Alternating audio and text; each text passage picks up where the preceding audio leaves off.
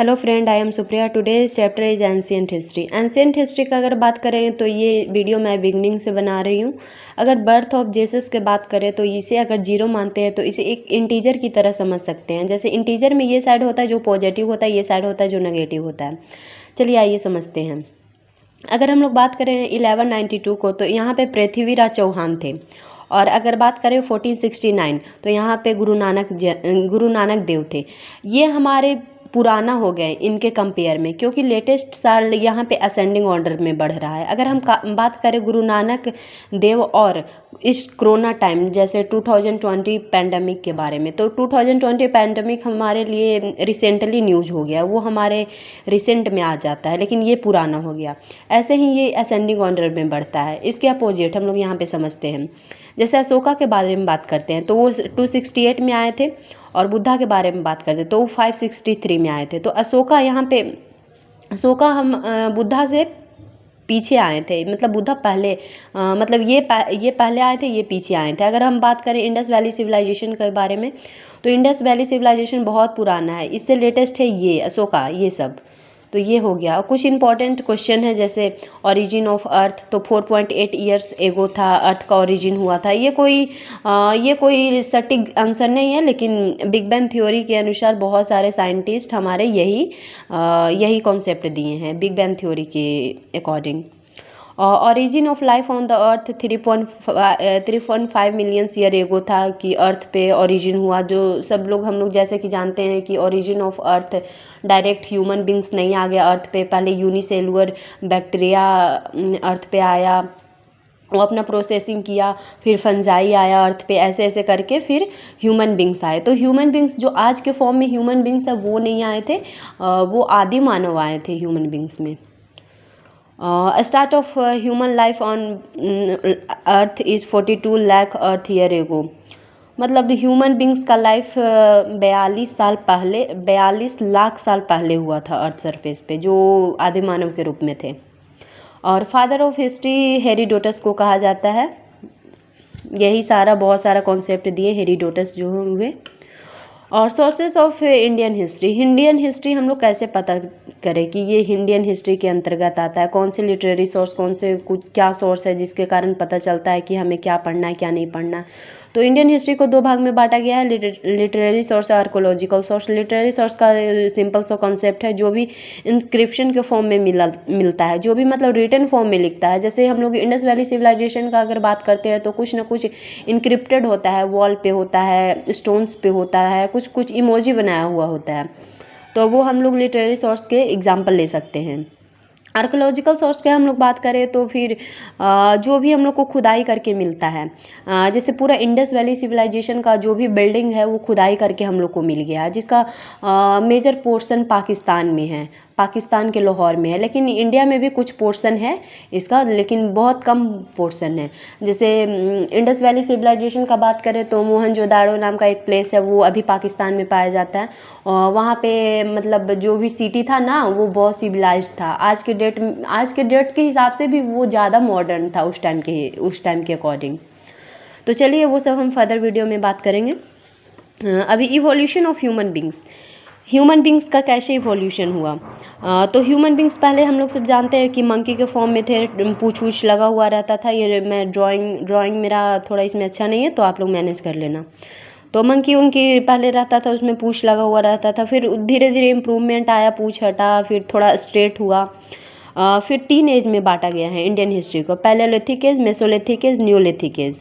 पैलेयोलिथिक age का simple सा concept है ना कि वो स्टोन यूज करते थे, कुछ भी हंटिंग के लिए तो स्टोन यूज करते थे। स्टोन भी वैसा यूज नहीं करते थे, शार्प स्टोन यूज नहीं करते थे वो लोग। वो गोल गोल जो स्टोन होता है ना, कि जो भी मतलब अगर हम लोग कहीं घूमने जाते हैं तो समुद्र के आसपास या फिर जो भी नदी झरना रहता है उसके आसपास गोल गोल पत्थर पाया जाता है। मोस्टली ये असम साइड पाया जाता है।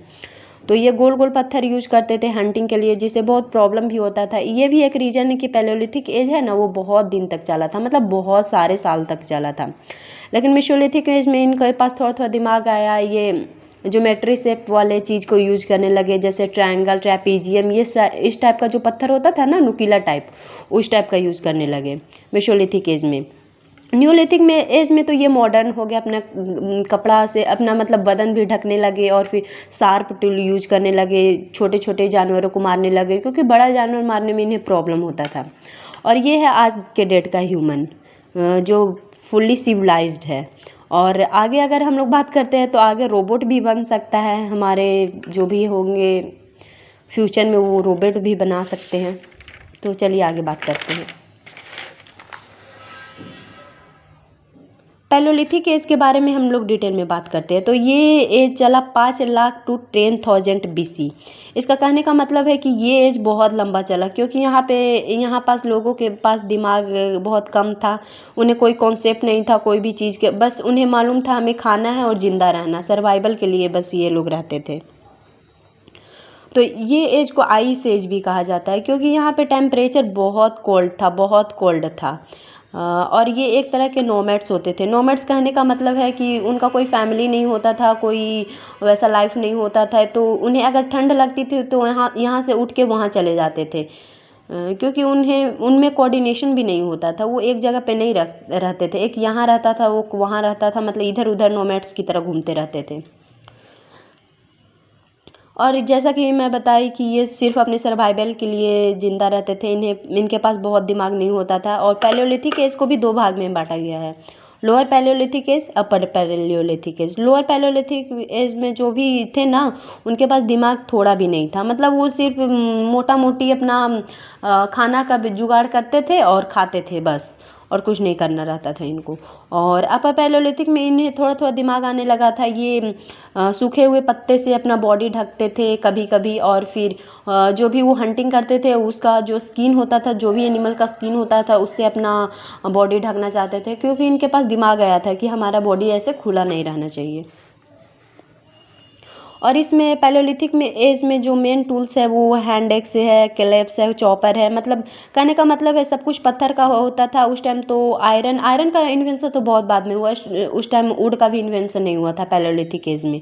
तो जो भी काम होता था सब स्टोन से होता था। और चॉपर आज के डेट जैसा चॉपर नहीं होता था कि मतलब उस पर चॉपिंग बोर्ड पे रखे और कट कर दिए, वैसा नहीं होता था। उस टाइम पत्थर से लोग ऐसे ऐसे ग्रिंड करते थे और फिर पत्थर से ही मतलब जो भी होता था काम करते थे। मेसोलिथिक एज 10,000 टू 6,000 BC तक चला। ये ज़्यादा लंबा पीरियड नहीं था। इसमें ग्रोथ हुआ, बहुत रैपिड ग्रोथ नहीं हुआ, लेकिन फिर भी ग्रोथ हुआ इसमें। क्योंकि अगर अपर पैलियोलिथिक एज का बात करें तो इसमें लोगों के पास दिमाग आने लगा था, वो लीव्स का यूज करने लगे थे क्लॉथ के रूप में, तो यहाँ पे वुड का भी यूज करने लगे थे, और भी बहुत चीज़ का इन्वेंशन हुआ जैसे हम लोग जानते हैं। यहाँ पे लोग इन्वेंशन वुड का करने लगे थे। ये मोस्टली ज्योमेट्रिक फिगर में बनाते थे, जो भी अपना औजार होता था, जो भी इनका टूल्स होता था, जैसे ट्रायंगल, ट्रेपेजियम, ये सब शेप में बनाने लगते थे मेसोलिथिक एज में। ये याद रखिएगा, ये इंपॉर्टेंट पॉइंट है कि ट्रायंगल, ट्रेपेजियम ये सब का शेप मतलब मेसोलिथिक एज में बनाने लगे थे। और भीमबेटका एक जगह है भोपाल में, वो मध्य प्रदेश में पड़ता है। यहाँ पे केव भी पाया गया और वहाँ पे झरना पाया गया, क्योंकि ये लोग के पास थोड़ा थोड़ा बुद्धि आ गया था। वो केव में रहने लगे थे, क्योंकि वो ठंड से बचाता था और ये लोग को सेफ फील होता था। वहाँ पे झरना भी था, तो ये लोग को पानी भी आसानी से मिल नहीं जाता था। और ये लोग का मेन पर्पस रहता था हंटिंग एंड गैदरिंग, मतलब वो हंट करते थे और फिर उसे खाते थे।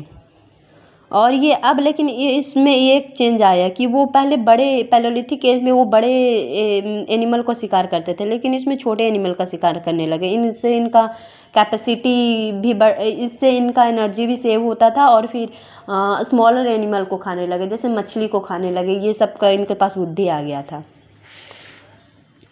अब हम लोग न्यूलिथिक एज के बारे में बात करते हैं। तो न्यूलिथिक एज में शार्प टूल होते थे, 6,000 से 1,000 BC तक चला। इसमें शार्प टूल होते थे, जैसे एक्स होते थे, जैसे आज के डेट का भी एग्जांपल ले सकते थे, लेकिन इस टाइम आयरन का इन्वेंशन नहीं हुआ था, पत्थर ही यूज करते थे, लकड़ी में करके पत्थर यूज करते थे। और इस टाइम पोट्री बनाने लगे थे। इस टाइम को लोगों के माइंड में आया कि हम लोग खाना तो खाएंगे, लेकिन हम लोग ऐसे नहीं खाएंगे, हम लोग बर्तन में खाएंगे। तो फिर वो जो भी मिट्टी का होता था ना, पकाते नहीं थे, लेकिन मिट्टी का जो होता है बर्तन बनाते थे, और फिर स्टोर करने लगे थे ग्रेन्स। एग्रीकल्चर में भी ये लोग इंगेज होने लगे थे। फिर धीरे धीरे ये सब कुछ करने लगे थे। तो एक मेहरगढ़ एक जगह है जो बहुत डेवलप था, खुदाई के मतलब आर्कियोलॉजिकल सोर्सेज के हिसाब से यहाँ पे जो भी निकला है ना, वो बहुत मतलब शार्प सिटी था, सब कुछ सिस्टमैटिक वे में डेकोरेट था वहाँ पे। और यहाँ पे डोमेस्टिफिकेशन ऑफ एनिमल भी करते थे, क्योंकि यहाँ पे कौ रखते थे, सीप रखते थे, लोग उससे दूध लेते थे, सीप से वो उसका ऊन लेते थे और कपड़ा बनाते थे। ऐसे करके मतलब डोमेस्टिकेशन भी यहाँ पे होने लगा था, लोगों के पास बुद्धि आने लगा था कि हम लोग को सर्वाइव करना तो है, तो कैसे करना है। और फिर ये लोग, सबसे बड़ी बात है कि ये लोग एक ही प्लेस में सेटल होने लगे थे, मतलब विलेज के फॉर्म में बनने लगे थे, एक दूसरे से अपने लैंग्वेज में बात करने लगे थे, कोऑर्डिनेट करने लगे थे, विलेज के फॉर्म में आने लगे थे। अब बात करते हैं चालोलिथिक एज। चालोलिथिक एज में होता है ना, इसमें ये हड़प्पा कल्चर के तरह ही, हड़प्पा कल्चर के साथ साथ ही बढ़ रहा था, इसका कोई अलग एज नहीं था। जैसे इंडस वैली सिविलाइजेशन बढ़ रहा था ना, वैसे ही ये चार्कोलॉजिकल एज भी बढ़ रहा था। इसमें सिर्फ कॉपर और स्टोन का ये हुआ था, इन्वेंशन हुआ था, और इसमें पॉट ये सब बनाते रहते थे कुछ कुछ यूज करके। मतलब कॉपर इसमें मोस्टली कुछ पढ़ना नहीं है, सिर्फ कॉपर और स्टोन का इन्वेंशन हुआ था जो यूज करते थे। और कॉपर मतलब अच्छा क्वालिटी का कॉपर नहीं था, ऐसे ही कॉपर था, मतलब लो क्वालिटी का था, लेकिन लोग यूज करने लगे थे इस टाइम। कुछ हम इम्पोर्टेंट क्वेश्चन बता रहे हैं, इम्पोर्टेंट फैक्ट है जो हमारे एग्जाम पॉइंट ऑफ व्यू से बहुत इंपॉर्टेंट है। जैसे hunting was the main living sources of old stone age. जैसे हंटिंग अगर क्वेश्चन में पूछ लिया, hunting was which is the main living sources of stone age, तो हंटिंग लिख सकते हैं। या फिर ऐसे भी पूछ लिया, hunting was the main sources of which age, तो स्टोन एज हो जाएगा। मतलब क्वेश्चन में ये घुमा के दे सकता है। Around 36,000 BC back human is the form of homo sapiens. मतलब बहुत सारे साल पहले ह्यूमन कौन से फॉर्म में था, तो होमोस्पेसिस के फॉर्म में था। The first age of pet of human was dog. सबसे पहला पालतू जानवर ह्यूमन का क्या था, तो कुत्ता था। सेकंड क्या था, तो घोड़ा था। ये सब मतलब बेसिक क्वेश्चन है, आप लोग अगर याद रखिएगा तो एग्जाम में कोई समस्या नहीं होगी। और ये फर्स्ट वेपन ऑफ ह्यूमंस क्या था, तो स्टोन था। सेकंड वेपन क्या था, बोन था। थर्ड वेपन क्या था, मेटल था। First clue of agriculture was found in Mehrgarh. ये इंपॉर्टेंट क्वेश्चन है। सबसे पहला जो भी क्लू मिला है एग्रीकल्चर के, कि पहले भी एग्रीकल्चर होता था, वो कहाँ से मिला, तो मेहरगढ़ है। मेहरगढ़ का मतलब है कि ये बहुत डेवलप एरिया था। आज के डेट्स के कंपेयर में भी ये डेवलप एरिया था। वहाँ पे लोग एग्रीकल्चर करते थे, सब सिविलाइज्ड वे में रहते थे, सब में अच्छा कोऑर्डिनेशन था। और जो भी इंफ्रास्ट्रक्चर वहाँ से आज के डेट में मिला है ना, वो बहुत अच्छा था। मतलब मुझे तो लगता है कि पहले ज़्यादा डेवलप थे आज के कंपेयर में। Thank you for